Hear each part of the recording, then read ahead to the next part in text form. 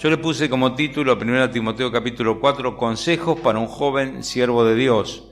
Básicamente porque Timoteo era un joven y le había sido encomendada una tarea, una carga muy pesada por parte del apóstol Pablo. Esa carga implicaba nada más y nada menos que poder estar pastoreando la iglesia en Éfeso, una iglesia grande, pujante, que se desarrolló y creció muchísimo. El evangelio llegó a toda el Asia Menor a través de la iglesia de Éfeso, y muchas de las iglesias que nosotros hemos escuchado, por ejemplo las iglesias del Apocalipsis, nacen a través del ministerio de la iglesia de Éfeso. La iglesia de Éfeso se propagó en lo que nosotros tenemos que entender, que en aquel momento se llamaba Asia, la provincia de Asia proconsular romana, es lo que hoy en día sería Turquía.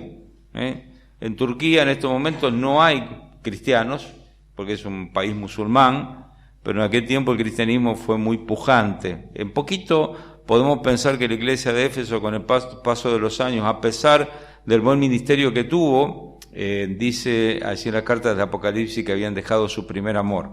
Así que podemos pensar que tantos años después en Turquía no hay creyentes, o hay muy poquitos.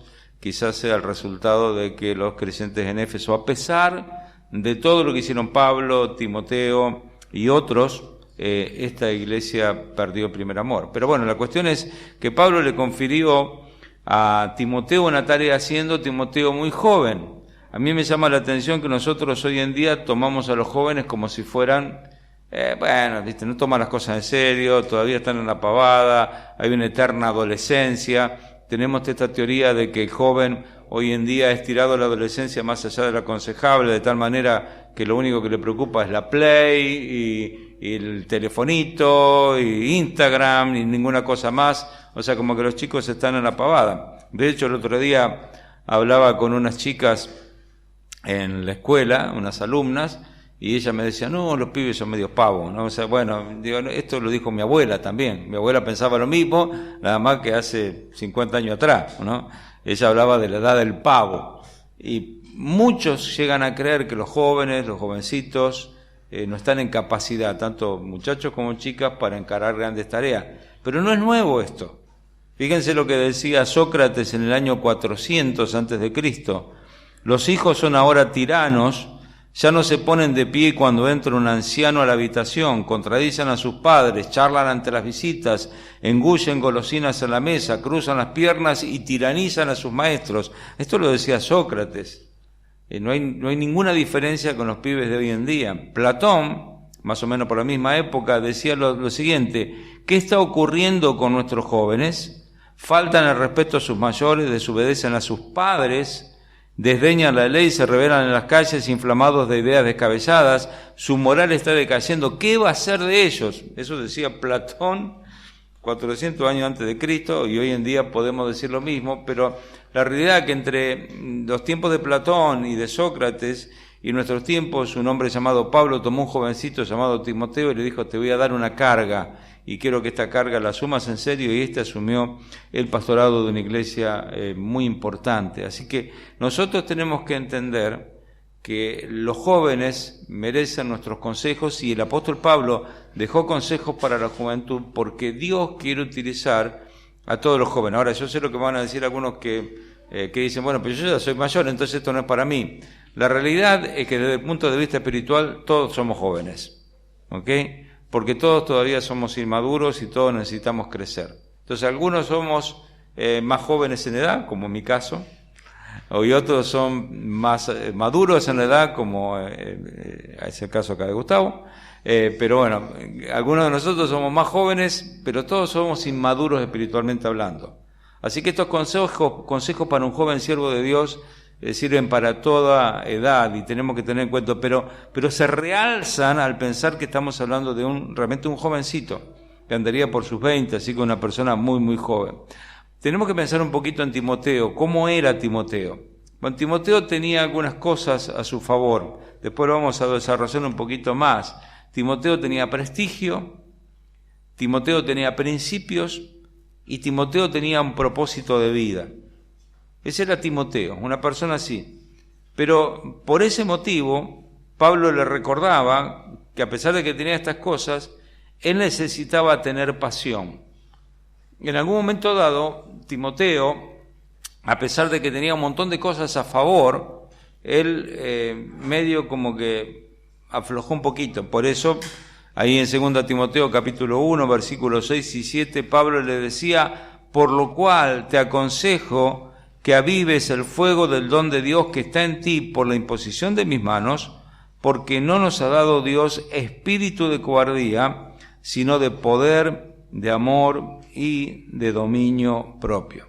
O sea que Pablo tenía que recordarle a Timoteo la gran necesidad que él tenía de enfocarse en aquello que él había recibido de parte de Dios, y que al mismo tiempo le recordaba que eso que había recibido de parte de Dios no tenía nada que ver con la cobardía, sino que Dios nos da la capacidad de tener poder, amor y dominio propio. El poder que viene de Dios para poder mostrar su amor, y el dominio propio para poder superar nuestros miedos y vivir en el poder y en el amor de Dios.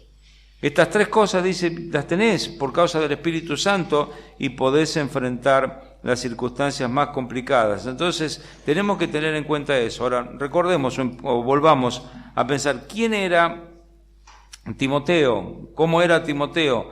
2 Timoteo capítulo 1, versículos 3 al 5,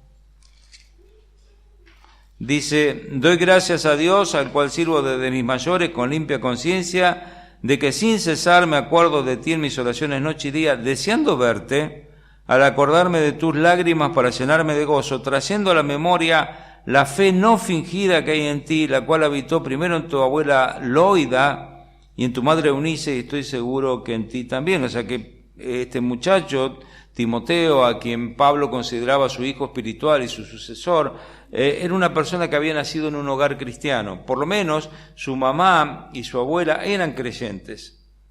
Papá aparentemente no hay mucha constancia de lo que pasó con el papá, pero él era creyente. Y Timoteo conoció al Señor en Hechos capítulo 14, durante un viaje que Pablo hizo a aquella zona. Pablo, en su primer viaje misionero, ese viaje donde él fue apedreado en Listra, ustedes pueden recordar Hechos capítulo 14, después lo pueden leer. Allí encuentra Pablo a este joven Timoteo, él conoce a Cristo en ese momento, y en Hechos un poquito más adelante, en Hechos capítulo 16, versículo 1, ya este joven Timoteo, que había conocido al Señor en el primer viaje misionero de Pablo, era reconocido porque se hablaba de él como un cierto discípulo que se destacaba entre los demás hermanos. Así que tenemos algo sobre este muchacho Timoteo para tener en cuenta, y cada uno de estos pasajes nos ayudan. Ahora, volvemos a este tema de estas cosas que tenía Timoteo. En primer lugar, su prestigio. El prestigio que él tenía, y hay pasajes ahí que después ustedes pueden leer, porque vamos a apurar para llegar a 1 Timoteo 4, ¿no? Pero esto simplemente lo quiero dar a modo de introducción para que nos enfoquemos en quién era Timoteo. El prestigio que él tenía, que tenía Timoteo era el hecho de que él tenía un buen testimonio, y ese testimonio lo habilitaba a Pablo para invitarlo, para acompañarlo a él en la fundación de iglesias. Ahí en Hechos capítulo 16, versículo 2, Hechos 16, vamos un momentito ahí, guardando el dedito en 1 Timoteo capítulo 4.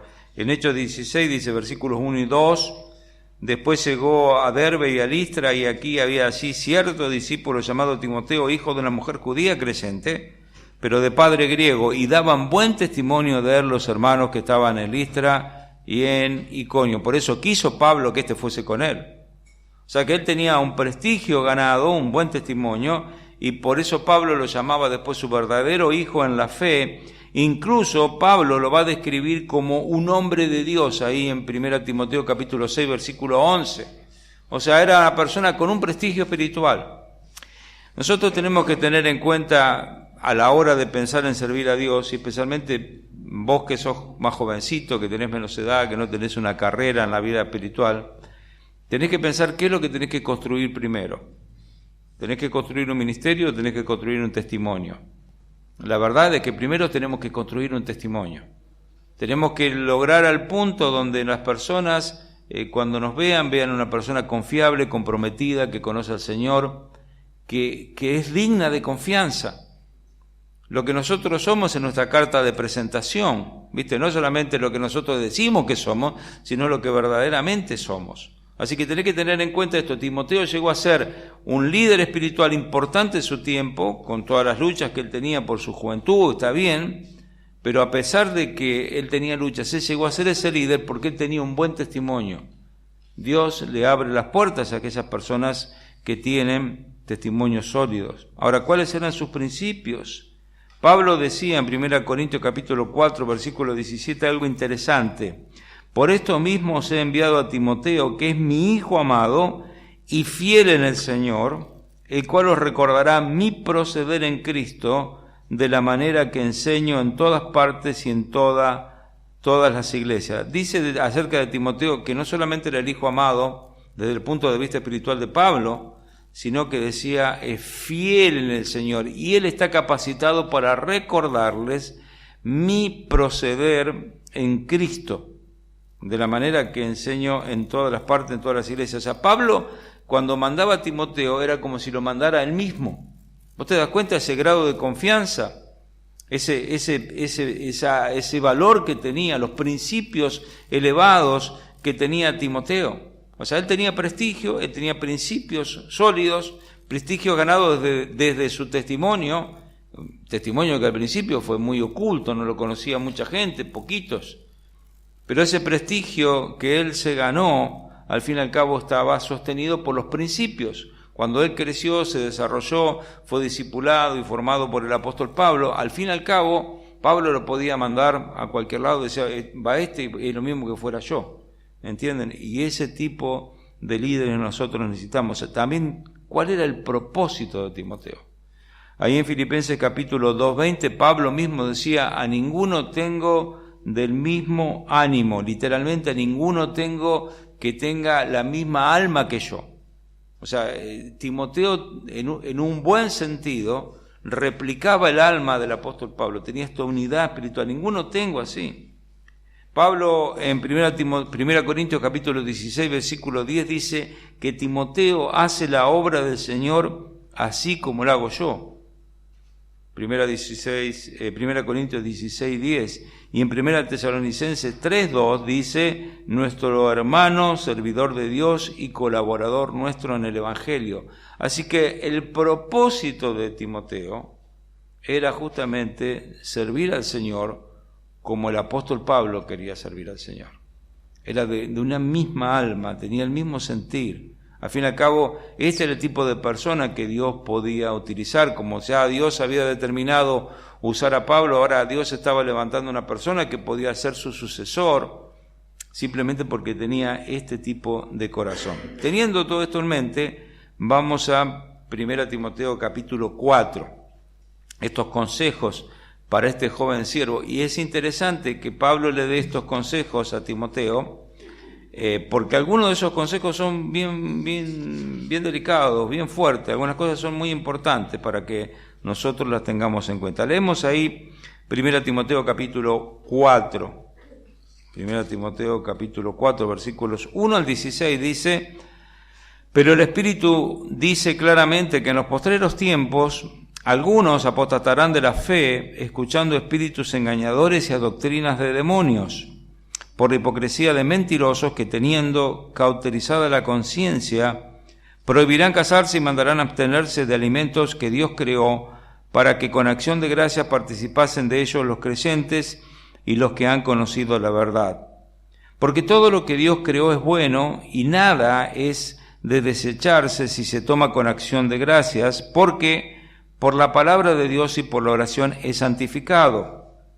Si esto enseñas a los hermanos, serás buen ministro de Jesucristo, nutrido con las palabras de la fe y de la buena doctrina que has seguido. Desecha las fábulas profanas y de viejas, ejercítate para la piedad, porque el ejercicio corporal para poco es provechoso, pero la piedad para todo aprovecha, pues tiene promesa de esta vida presente y de la venidera.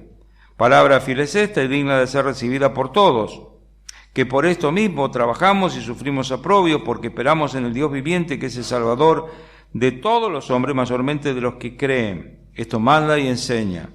Ninguno tenga en poco tu juventud, sino sé ejemplo de los creyentes en palabra, conducta, amor, espíritu, fe y pureza. Entre tanto que voy, ocúpate en la lectura, la exhortación y la enseñanza. No descuides el don que hay en ti, que te fue dado mediante profecía por la imposición de las manos del presbiterio. Ocúpate en estas cosas, permanece en ellas, para que tu aprovechamiento sea manifiesto a todos. Ten cuidado de ti mismo y de la doctrina. Persiste en ello, pues haciendo esto te salvarás a ti mismo y a los que te oyeren. Esto es el consejo de esta parte de la carta que nosotros queremos compartir en esta mañana. Así que bueno, uno puede observar diferentes cosas. Ustedes recibieron una hojita para tomar apunte y una hojita amarilla para una lectura después. La hojita amarilla es un capítulo de un libro del pastor John Piper, que básicamente dice: hermanos, díganle que no sirvan a Dios. Así se titula el libro, el capítulo. Y yo quiero que ustedes después lo lean, eso es para leer después y pensar. Y la realidad es que dice el pastor Piper que en algún momento algunas personas que decirle: miren, mejor no te dediques a servir a Dios, porque si servís a Dios haces un zafarrancho. Y a algunas personas habría que decirle que no sirvan a Dios si no tienen un corazón comprometido. Y es interesante que Pablo animaba a Timoteo a servir a Dios. Así que tenemos que agarrar y tener estas cosas en cuenta. Bueno, ahí en 1 Timoteo capítulo 4 vos encontrás que ese pasaje se puede dividir en tres partes. Capítulo 4, versículos 1 al 5, versículos 6 al 11 y versículos 12 al 16. Así que vamos a tratar de ir parte por parte en este tiempito que tenemos. En primer lugar, Pablo lo que está tratando de hacer es asegurar la comprensión de Timoteo. Por eso yo le titulé Asegurando tu comprensión. 1 Timoteo capítulo 4 versículos 1 al 5. Asegurando tu comprensión en cuanto a qué. Si uno presta atención a los primeros versículos, ¿cuál es el tema de versículos 1 al 5? A ver si alguien se lo descubre. Salta ahí. Si tenés una Biblia, ¿cómo? La apostasía, exacto, porque si tenés una Biblia Reina Valera 60, tiene el título que dice Predicción de la apostasía, y en algún momento dado dice, algunos apostatarán de la fe. Y hay algo que es interesante, es cómo comienza el versículo 1. Dice, pero el Espíritu dice claramente que en los postreros tiempos algunos apostatarán de la fe. Bueno, tenemos que tener en cuenta que ya Pablo le había advertido acerca de estos algunos. Ahí en 1 Timoteo capítulo 1, por ejemplo, versículo 19, dice, manteniendo la fe y buena conciencia, desechando la cual naufragaron en cuanto a la fe algunos, de los cuales son, y da nombres, Himeneo y Alejandro, a quienes entregué a Satanás para que aprendan a no blasfemar. O sea, ya había un caso que Timoteo conocía muy bien, posiblemente la misma iglesia de Éfeso, y estas personas no habían mantenido la fe y la buena conciencia y habían naufragado en cuanto a la fe, dice. Después vamos a hablar un poquito de este tema. Y acá habla de que el Espíritu dice claramente que algunos apostatarán de la fe. Ahora, ¿cuándo Pablo menciona esto? Después de haber hablado en capítulo 3 acerca de los requisitos de los obispos, de los pastores, de los ancianos y de los diáconos. Después de hablar de eso y después de decir que la iglesia es la columna y la baluarte de la verdad, después de decir esas cosas y enseñarnos cuál es el verdadero perfil de un líder de Dios y cuál es el rol que cumple la iglesia, dice, bueno, ok, está todo lindo, pero el Espíritu dice claramente, y no hay duda al respecto, que en los postreros tiempos algunos apostatarán de la fe. Vamos a tratar de ver de qué se trata esto. Tengan una notita ahí, una nota del pastor MacArthur, ahí en un cuadrito que lo vamos a leer. Dice, entre los muchos ejemplos de la apostasía en el Antiguo Testamento está el rey Amasías de Judá. Segunda Crónicas 25:2 dice de él, hizo él lo recto ante los ojos de Jehová, aunque no de perfecto corazón. Un paréntesis acá en la lectura. Es muy clara la lectura, dice que Amasías hizo lo recto, hizo lo que estaba bien, lo religiosamente correcto, pero no de perfecto corazón. Entonces vos podés incluso estar haciendo exteriormente lo correcto, pero el problema pasa por el corazón. Y ahí ya nos va dando una puntita de lo que es la apostasía, ¿no? Su religión, la religión de Amasías obviamente, era simple conducta externa. En su corazón no conocía a Dios. Pronto se apartó a la idolatría. Segunda Crónicas 25:14 cuenta la trágica historia. Volviendo luego a Amasías de la matanza de los edomitas, trajo también consigo los dioses de los hijos de Seir y los puso ante sí por dioses y los adoró y les quemó incienso. Al final de su vida, su epitafio decía: Amasías se apartó de Jehová. Segunda Crónicas 25:27. El Nuevo Testamento tiene también su cuota de apóstatas en hombres como Judas Iscariote, lo podemos ver en Juan capítulo 6, Demas, 2 Timoteo capítulo 4.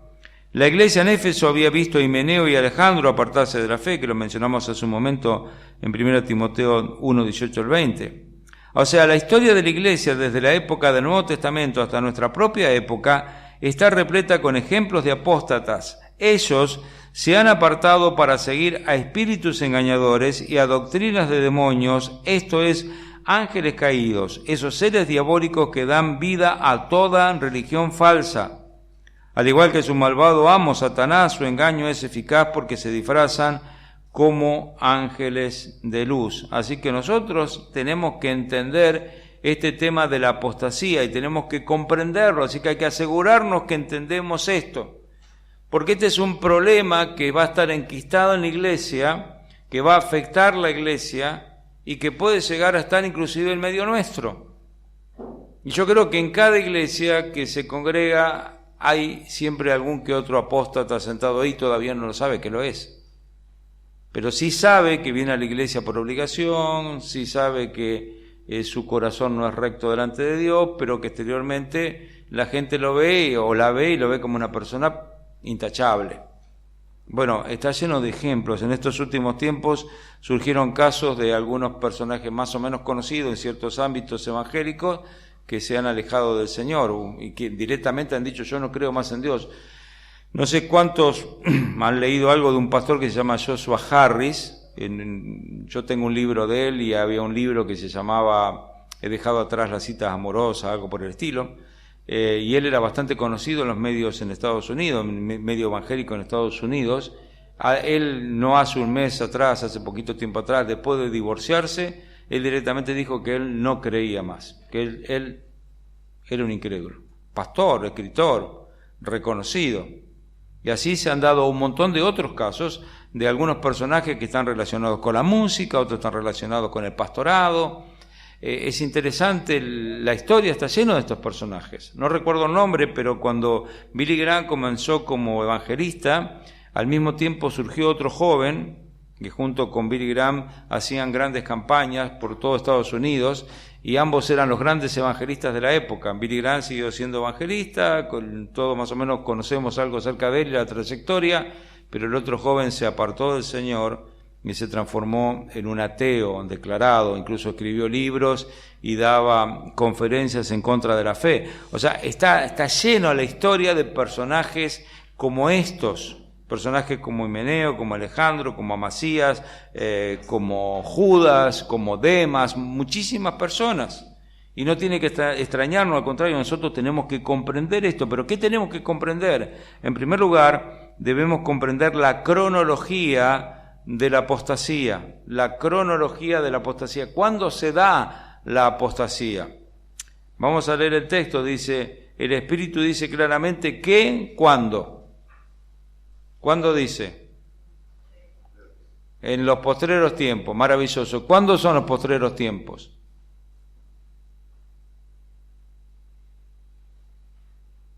¿Cuándo son los postreros tiempos?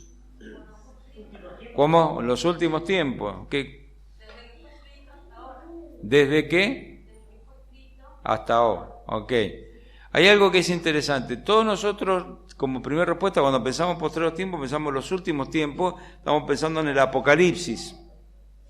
Pero acá tenemos un problema, porque Pablo está escribiendo a Timoteo, 2000 años atrás, y está diciéndole a él que tenga cuidado, porque en los postreros tiempos van a venir apóstatas. Ya le mencionó a algunos apóstatas, le mencionó a Himeneo y a Alejandro, Y la historia está llena de estos tipos apóstatas.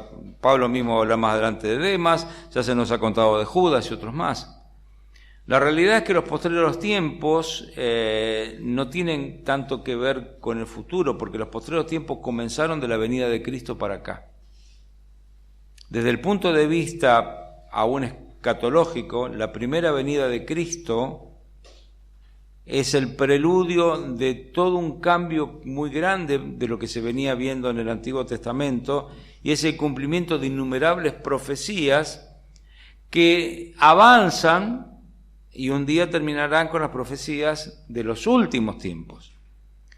Esos días del Apocalipsis, el arrebatamiento de la iglesia, la segunda venida de Cristo en gloria, el milenio, todos esos eventos que tienen que ver con el futuro, están incluidos dentro de los postreros tiempos que comienzan con el cumplimiento de las profecías en Cristo en su primera venida, así que tenemos que tenerlo en cuenta. Hay un montón de pasajes ahí, 1 Juan 2:18, 1 Pedro 1:20, Hebreos 1:2, 9:26, Mateo 24:12.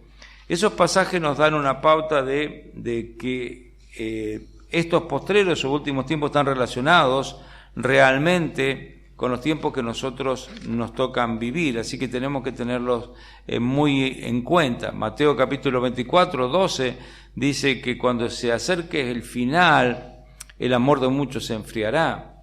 Pero ya acerca del amor de muchos se enfriará. Apocalipsis capítulo 2 nos dice que Éfeso tuvo como problema eso, que dejaron su primer amor. Y esta iglesia de Éfeso dejó su primer amor no ahora, porque cuando el Apocalipsis fue escrito, la iglesia de Éfeso existía y hoy en día no existe más. Y simplemente lo que manifiesta la iglesia de Éfeso es una ilustración de algunas características, en el libro de Apocalipsis, de algunas características de las iglesias a lo largo de los siglos.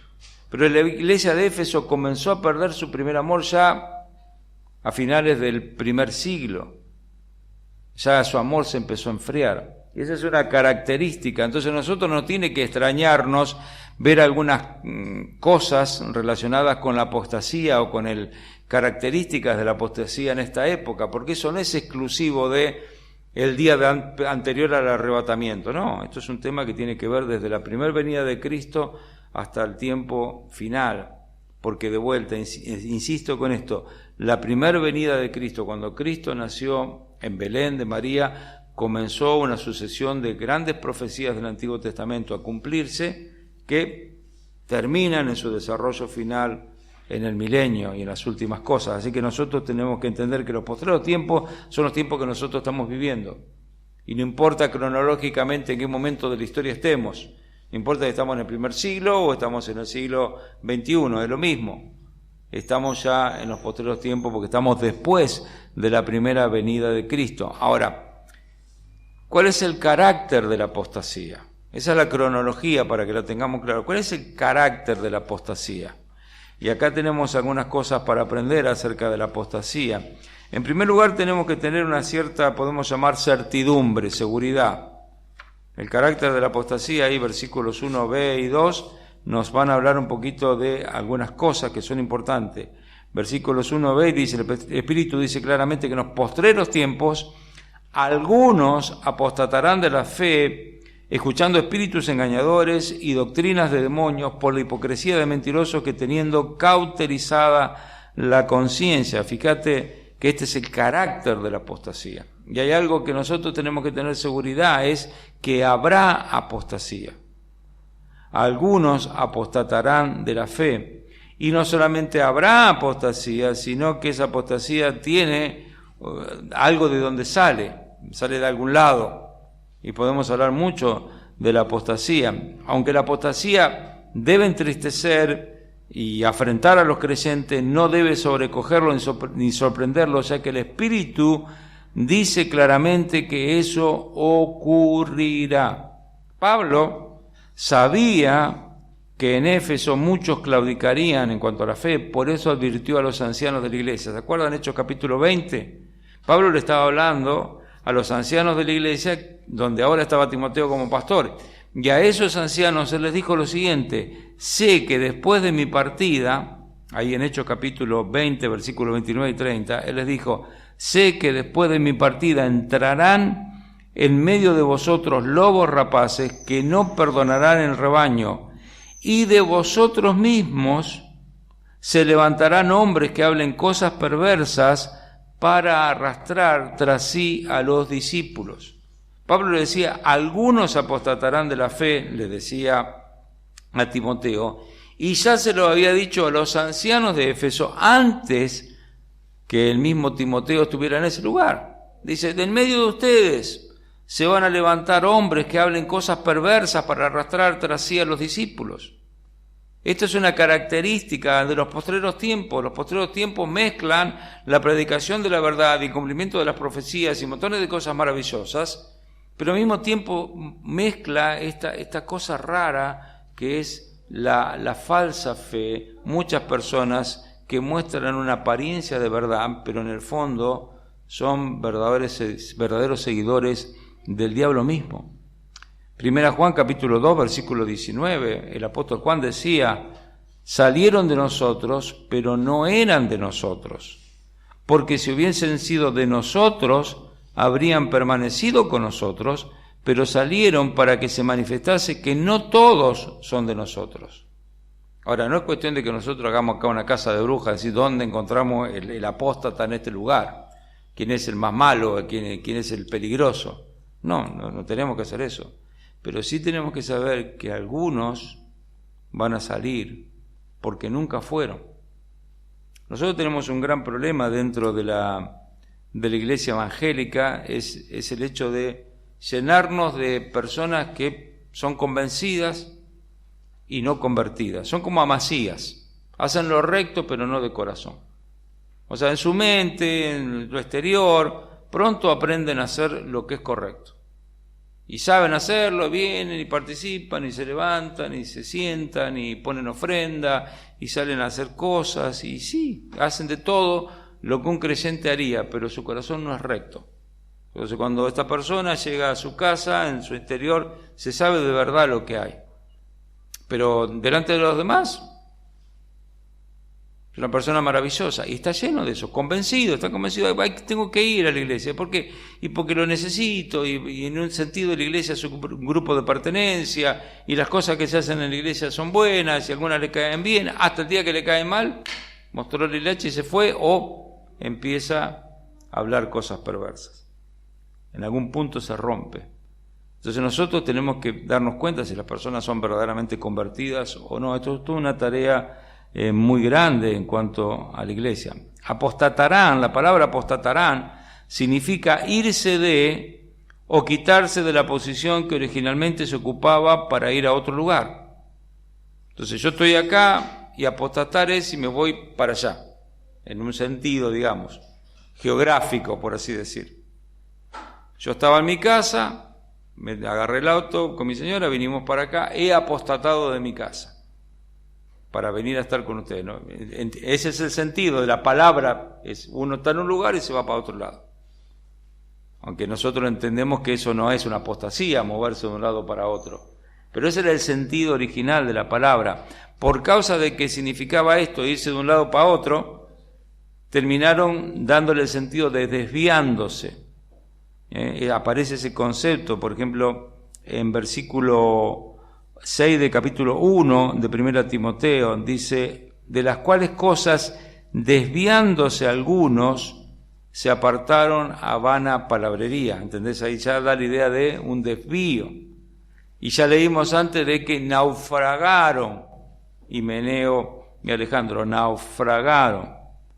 O sea, da esta idea, ¿no?, de las personas que van cayendo de las cosas que un día supuestamente abrazaron. Ahora, ¿quiénes son estas personas? El Señor Jesucristo las describió cuando Él dijo lo siguiente: los de sobre la piedra son los que, habiendo oído, reciben la palabra con gozo, pero estos no tienen raíces, creen por algún tiempo y en el tiempo de la prueba se apartan. Esto lo dice Lucas capítulo 8 versículo 13. ¿Se acuerdan esa parábola de los 4 terrenos, no? Y hay algunas personas que parece que creen, escuchan con gozo, pero después, cuando vienen las situaciones complejas, se apartan. ¿Cuál es el problema con esto? Es que algunas personas no han entendido el Evangelio. Por eso cuando viene la prueba se aparta. Ahora, cuando uno pensemos un poquito en los creyentes de la iglesia primitiva que eran asesinados por su fe. O sea, agarraba Nerón, que estaba loco como una cabra, le echó la culpa a los cristianos, a los creyentes, por causa de lo que pasó con el incendio de Roma. Algunos dicen que el mismo Nerón provocó el incendio de eso, y estaba tan loco que quería reconstruir Roma, y para reconstruirlo no tuvo mejor idea que quemar la ciudad para volver a reconstruirla. Bueno, el tipo estaba bastante chiflado, y cuando eso fue un escándalo, él trató de echarle la culpa a alguien y dijo, bueno, los culpables son los cristianos, que eran los que eran nuevitos ahí, no sabían bien qué significaban, y se la agarraron con los cristianos, y dieron la orden de matarlos, en donde los encontrara. Y Nerón mismo utilizó a los cristianos para matarlos de manera muy crueles, de tal manera que él los usaba de antorchas humanas para poder iluminar sus jardines. ¿Entienden? Esto es una cosa muy loca. Así hicieron con nuestros hermanos, eran tirados en el circo romano para que las bestias los despedazaran, los mataron de todas las maneras horribles que vos te podés imaginar. Y muchos de ellos morían cantando y no negaban su fe. Bueno, vos podés decir, che, qué increíble, ¿no? Vos fíjate, una persona llega al momento que lo van a matar cantando y diciendo, me voy al cielo, estoy contento. Bueno, porque su fe estaba firme.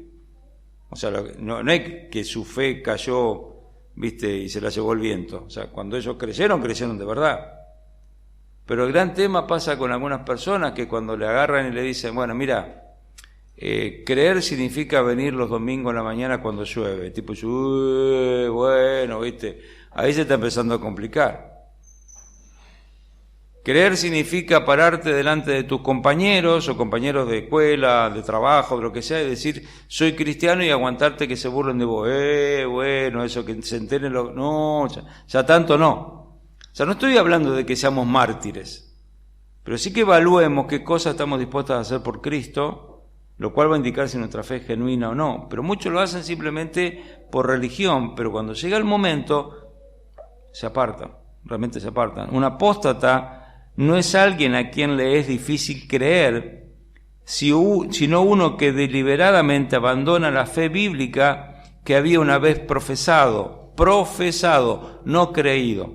No es una persona salva que pierde la salvación, porque eso no existe, la salvación no se pierde. Es una persona que intelectualmente profesa una fe, abraza una costumbre, se hace supuestamente creyente, incluso llega a bautizarse, llega a aprender de la Biblia, pero eso es toda una cuestión intelectual. Y esa fe que se tiene acá en la cabeza, que no pasa al corazón, no es la fe bíblica. La fe bíblica transforma el ser de manera integral. Como se ha observado, la fe se refiere al contenido de la revelación bíblica que constituye lo que creen los cristianos. Es lo que defendía Judas capítulo 3. Esta frase pues describe un apóstata que rechaza a Cristo desde las filas de la iglesia. Es una persona que deja todo lo que nosotros como creyentes creemos. Creemos que la Biblia es la palabra de Dios. Creemos que la palabra de Dios es infalible, que es inerrante. Creemos que Jesucristo vino y nació de una virgen. Creemos que Jesucristo vino y murió por nuestros pecados. Tenemos creencias que son sólidas y básicas. Creemos que el Espíritu Santo mora en nosotros. Creemos que tenemos que vivir una vida de obediencia al Padre, no por obligación, sino por gratitud. Porque en un sentido somos como esclavos de amor, le servimos por amor, no por obligación. Pero estamos a su servicio, creemos en la santidad, creemos en la práctica de la santidad. Todas esas cosas que hacen a nuestra fe, de repente, si se creen solo intelectualmente se pueden cambiar. Nosotros ahí en Villarreal tenemos un ejemplo, y no quiero hablar de política, entiendan esto, pero hay un personaje político que está relacionado. Ustedes han escuchado nombrar seguramente muchas veces a Juan Cabandier. Juan Cabandier es un político, muchacho que fue una persona que era un nieto desaparecido, de estos nietos que fueron rescatados, que se dedicó a la política y ha participado de la política, es participante de la Cámpora, está con con el kirchnerismo desde hace mucho tiempo. Bueno, Juan Cabandier fue un muchacho que se crió en la escuela donde estamos nosotros, ahí en ESEA, y en la iglesia de Villarreal. Entonces, él participaba en las actividades de la iglesia como líder de jóvenes, él participaba en actividades de ir a ayudar a los centros comunitarios y a compartir del Evangelio y ayudas y cosas. Él fue un fiel creyente dentro de la escuela. Él no sabía que sus padres se habían apropiado de él. Cuando él se entera de esto y empieza a tener un cambio profundo en su vida por toda la exposición pública que se dio, incluso se escribieron canciones acerca de él y de repente se empezó a meter en la política. Bueno, la política o el lado político en el cual se metió es un lado que realmente no cree en Dios, no cree en la Biblia, no cree en algunas cosas básicas. Por lo tanto, bueno, hoy en día, por ejemplo, Juan Cabandier es un defensor del aborto, por decir un tema, ¿no? O ideología de género, esas cosas. Es una persona que ha negado su fe, ha abandonado su fe.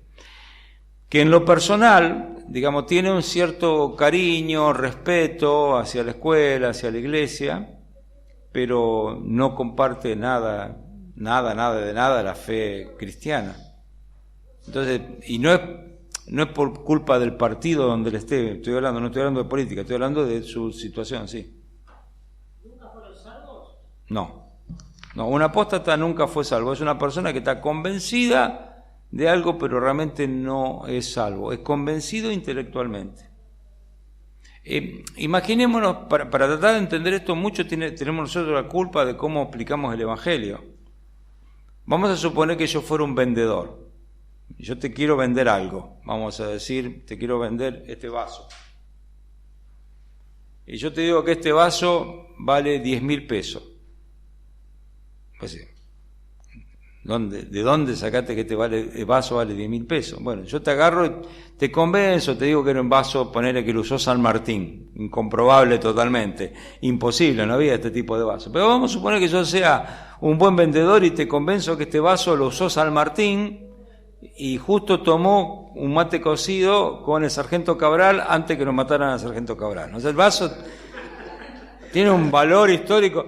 Ahora, soy tan buen vendedor que te explico que si vos compras este vaso por 10.000, la realidad que estás comprando una cosa que vale 1.000.000 y que si vos sos hábil, mañana se lo vas a vender a qué sé yo quién por 1.000.000 de pesos. O sea, 10.000 pesos nada por este vaso. Este vaso con la historia que tiene, nada. Ahora, yo te convenzo. Vos agarrás, me das los 10.000 pesos, yo te doy el vaso. Vos vas a tu casa y llegás y te encuentra tu señora o te encuentra tu esposo. Y vos entrás chocho, contenta, no importa si está un hermano o una hermana, contentísimo. Mirá lo que compré, hice un negocio. Tenía 10.000 pesos que cobré del trabajo y me compré el vaso de San Martín y Cabral. Claro, tu esposa ve el vaso y dice, plástico. ¿Y? No había vaso de plástico en la época de San Martín. ¿En serio? Uy, me robó 10.000 pesos, tipo. Sí. Entonces vos te arrepentís. Decís, no, yo intelectualmente te había convencido que el vaso era el vaso de San Martín. Vos me creíste, pero esa convicción era falsa. Cuando llegó el momento, vos te arrepentís y querés que yo te devuelva la plata. Para algunas personas predican el Evangelio de una manera similar. Por ejemplo, dicen, vos crees en Cristo, se te van a solucionar todos tus problemas. Hay mucho de ese mensaje. Cree en Cristo, vas a ser sanado de todas tus dolencias y vas a tener trabajo. O sea, mucho de lo que se predica hoy en día es un mensaje de promesas que no están basadas en la realidad. El Señor nos bendice, es cierto. Y nos bendice mucho más abundantemente de lo que nosotros podemos entender. Pero la bendición máxima, mejor, es el cielo. Es el perdón de nuestros pecados. Dios no nos promete cosas materiales, aunque nos llena de cosas y bendiciones materiales. Pero no es el objetivo. Ahora, algunas personas entran a la iglesia convencidas de que en Cristo van a tener la solución a, qué sé yo, a su dolor de espalda, van a tener solución a sus problemas laborales, van a tener solución. Y no necesariamente. Entonces, cuando Llega el momento de que eso no llega, sienten como que los hubieran estafado. Y ante el primer problema, lo dice el Señor Jesucristo, cuando viene la prueba, se van. Y ahí apostatan. Pero nunca han creído. Nunca han creído.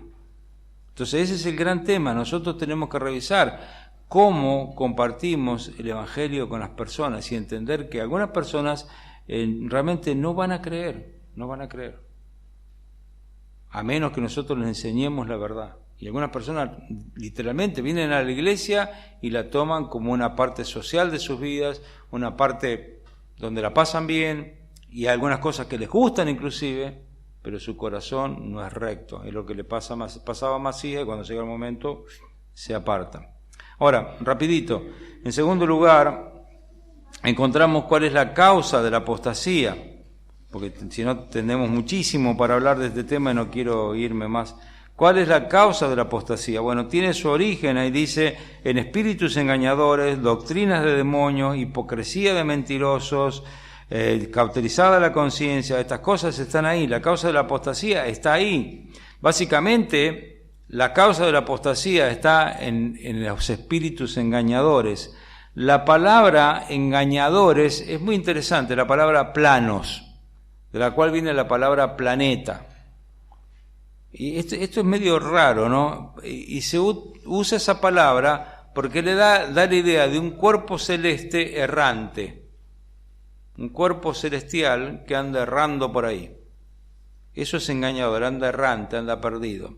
Y la realidad es que esa palabra llegó a significar seducir o engañar, porque los engañadores, los demonios, llevan a los seres humanos a andar orbitando alrededor de la verdad, pero no conociéndola.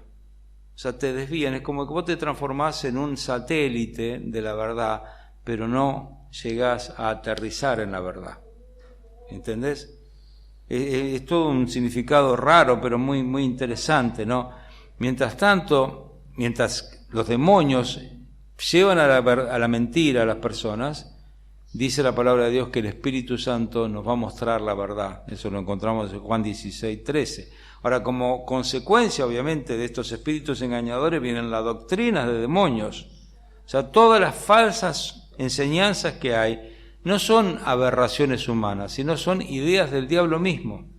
Vos ponete a pensar nomás, por ejemplo, en algún momento dado, José Smith, de los mormones, él inventó toda una religión para justificar su intención de tener muchas mujeres. O sea, él armó una religión y dentro de esa religión armó ciertas cuestiones que tenían que ver con matrimonios celestiales y un montón de estupideces más, y de cómo había almas errantes por allá que tenían que nacer para poder después ir al cielo. Había un montón de cosas muy extrañas que tenían los mormones, y toda esa doctrina se armó simplemente para justificar que él, José Smith, quería tener muchas mujeres. Lo terminaron matando por eso.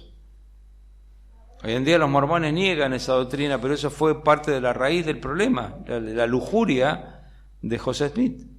Ahora uno piensa, lo que pasa, claro, este hombre era un depravado, quería tener mujeres, inventó una historia para tener mujeres. No, el problema no era José Smith inventando la historia, es peor. El que le dictó la historia fue el diablo mismo. Son doctrinas de demonios. Toda falsa religión viene de los espíritus engañadores y ellos escriben la doctrina. Segunda Juan, versículos 7 al 11, dice: porque muchos engañadores han salido por el mundo que no confiesan que Jesucristo ha venido en carne. Quien esto hace es el engañador y el anticristo. Mirad por vosotros mismos para que no perdáis el fruto de vuestro trabajo, sino que recibáis galardón completo. Cualquiera que se extravía y no persevera en la doctrina de Cristo no tiene a Dios. El que persevera en la doctrina de Cristo, ese sí tiene al Padre y al Hijo. Si alguno viene a vosotros y no trae esta doctrina, no lo recibáis en casa ni le digáis bienvenido, porque el que le dice bienvenido participa en sus malas obras. Así que lo que hace el apóstol Juan es decir, no, mira, esto existe, está. Y nosotros no tenemos ni siquiera que escuchar a estos mentirosos engañadores. Y muchos de estos mentirosos y engañadores están metidos dentro del cristianismo evangélico. Porque hay mucha gente que enseña mala doctrina, falsa doctrina, mentiras. Nosotros tenemos que estar teniendo mucho cuidado porque algunas personas que se dicen ser evangélicos son simplemente personas que están mostrando una cosa que no son personas que se han introducido falsamente. Dice, a estos ni siquiera los recibas, es un problema. Pablo le escribía a los corintios diciéndole, pero temo que como la serpiente con su astucia engañó a Eva, vuestros sentidos sean de alguna manera extraviados, 2 Corintios 11, 3 al 4, de alguna manera extraviados de la sincera fidelidad a Cristo. Porque si viene alguno predicando a otro Jesús que el que os hemos predicado, o si recibéis otro espíritu que el que habéis recibido, u otro evangelio que el que habéis aceptado, bien lo toleráis. Que era el problema de Corinto. Corinto tenía un zafarrancho de malas prácticas y doctrinas, simplemente porque todo el que venía estaba bien. Todo colectivo lo llevaba bien. Hace poco escuché en un lugar a una persona, supuestamente misionero, siervo de Dios, una persona que supuestamente es un teólogo, que estuvo hace poco de visita acá en un barco que no voy a decir el nombre, y esta persona agarró, se paró delante de una iglesia y contó la historia de algo que sucedía en África. Él dijo que 100.000 personas creyeron y se convirtieron en África por medio de 3 medios: sueños, visiones y sanaciones. A mí me suena, viste, pip, pip, pip, apóstata detectado, pip, pip, pip. Porque las personas no se convierten por sueños, visiones o sanaciones. Las personas se convierten por el Evangelio. Se predica el Evangelio de la cruz. Si no se predicó el Evangelio, ¿de qué me estás hablando? Pero algunas personas creen eso, lo dicen públicamente, entonces, bueno, mira qué interesante. No, esta persona vino con este grupo, seguramente creyente. No, pará, muchísimo de lo que se lee en las librerías evangélicas, uno va a una librería evangélica y hay cualquier cosa, una ensalada que no podés creer. Hay muchísima herejía, pero bueno, nosotros tenemos que tener cuidado. Porque aparecen estos personajes que también son denominados hipocresía de mentirosos. Estas personas son habladores de mentiras, engañosos. Y dice la palabra, dice Pablo, que escuchar a estos mentirosos no produce ningún bienestar espiritual. Pablo le decía a Timoteo, mas evita profanas y vanas palabrerías, porque conducirán más y más a la impiedad, y su palabra carcomerá como gangrena. O sea, la mala doctrina, la mentira que viene del diablo, que está tomada por estos hipócritas mentirosos, lo que hace es consumir como la gangrena, y después dice, de los cuales son Himeneo y Fileto, que se desviaron de la verdad, diciendo que la resurrección ya se efectuó, y trastornan la fe de algunos. ¿Por qué actúan de esta manera estos hipócritas? Porque tienen cauterizada la conciencia. Los falsos maestros pueden llevar a cabo su hipocresía porque sus conciencias han sido destruidas, y la conciencia es la facultad que confirma o condena una acción. Entonces, cuando vos cauterizás tu conciencia, ya no tenés percepción de lo bueno o lo malo y podés llegar a decir cualquier cosa. Vamos a tomar un recreíto en este momento. Me parece que no vamos a llegar ni a versículo 5 este paso, pero bueno, vamos a avanzar lo que podamos. Pero hay todo un tema que es importante de entender, que un joven siervo de Dios debe conocer esto. Estamos ante tiempos peligrosos.